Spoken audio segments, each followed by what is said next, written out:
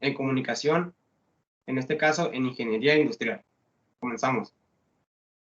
Los integrantes de este equipo son Dana Michelle Mendívil Ayala, Carla Daniela Salazar Morales, Daniel Horacio Sarmiento Muñoz y su servidor, Agustín Sotomayor. El primer tema que vimos fue comunicación oral. Este consta de características como transmite el mensaje a través de las ondas sonoras, es inmediatamente, no se puede conservar con el paso del tiempo, es un medio de comunicación presencial y directo, suele ser improvisado y es más coloquial. Elementos de la comunicación oral. Número 1. Elementos lingüísticos. Son los elementos propios de la lengua, como el canal, el mensaje, el código o los interlocutores. En la transmisión de un mensaje oral, el canal son las ondas sonoras, el mensaje es la información que se quiere transmitir, el código es el idioma y los interlocutores son el emisor y el receptor. Elementos extralingüísticos. Son los elementos que nos ayudan a transmitir un mensaje, el contexto y los gestos. Ejemplos de la comunicación oral. Una llamada telefónica, una conversación, una videollamada, una nota de voz. Ventajas y desventajas de la comunicación oral. Ventajas: transmisión rápida, inmediata y flexible. El emisor controla el lugar y el momento en el que el mensaje llega al receptor. Permite ayudarse de la comunicación no verbal. Desventajas: se puede olvidar el mensaje o parte de este. No queda constancia de lo tratado. Si el mensaje es complejo o largo, se puede perder, desgradar o tergiversar. Funciones de la comunicación oral. Por medio del lenguaje verbal, transmitimos ideas, mensajes, pensamientos, sentimientos y del mismo modo recibimos los mensajes que otros nos dirigen. Eso sería todo de la comunicación oral. Ahora le pasaré la palabra a mi compañera Carla Salazar.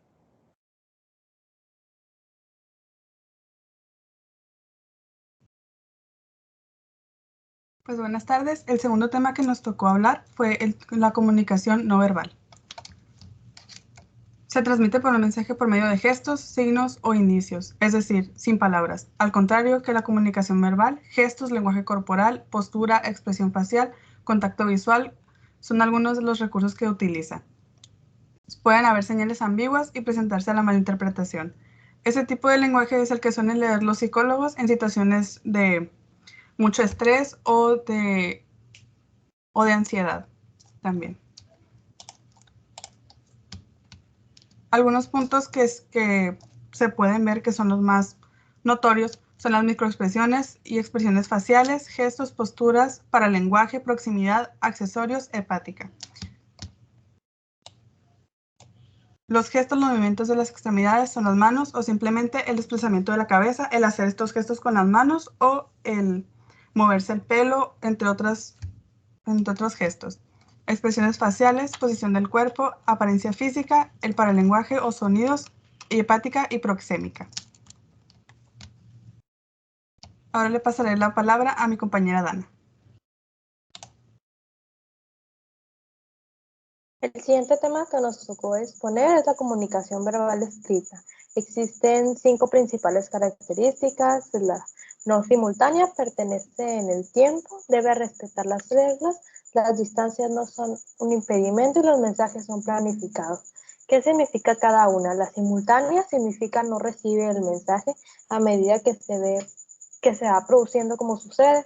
Es una conversación, mientras el emisor habla, el receptor escucha. El permanece en tiempo se refiere a que la diferencia del mensaje oral al mensaje escrito logra perpetuarse.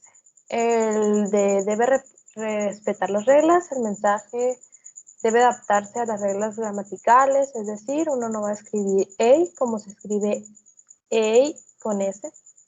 Y para que el contenido cobre sentido y sea más efectivo, o sea, para que la palabra sepa a qué se refiere, porque hay 2 tipos, es decir, se escribe taza con Z y taza se escribe de otra manera, son 2 cosas muy distintas, a eso se refiere.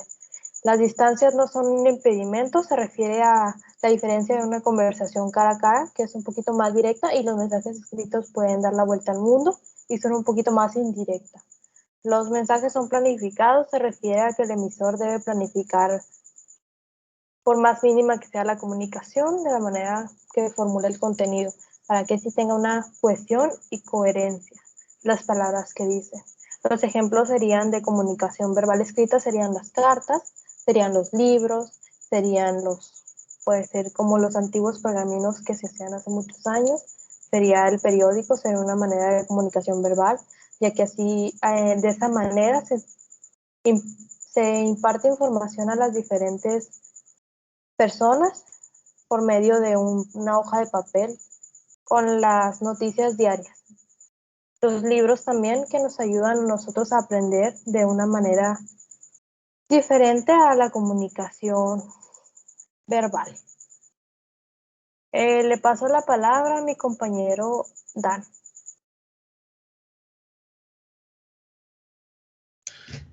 Ok, buenas noches. Yo les voy a hablar sobre la comunicación icónica, que es la relación entre el signo icónico y el significante.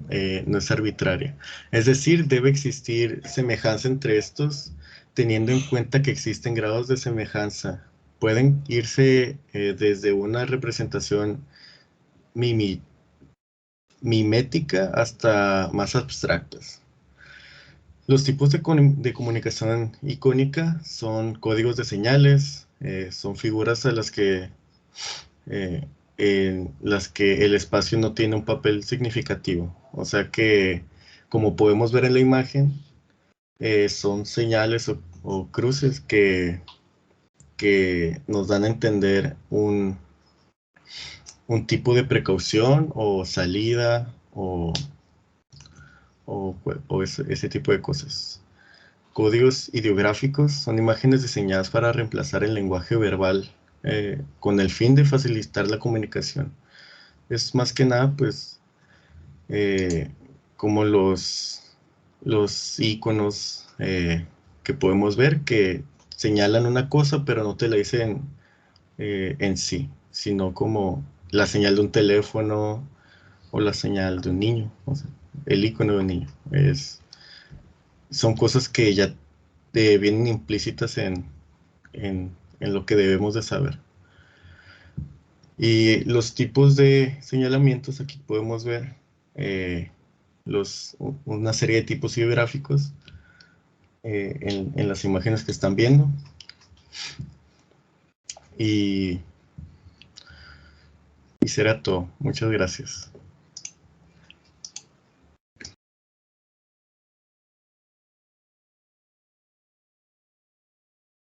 Ya para finalizar.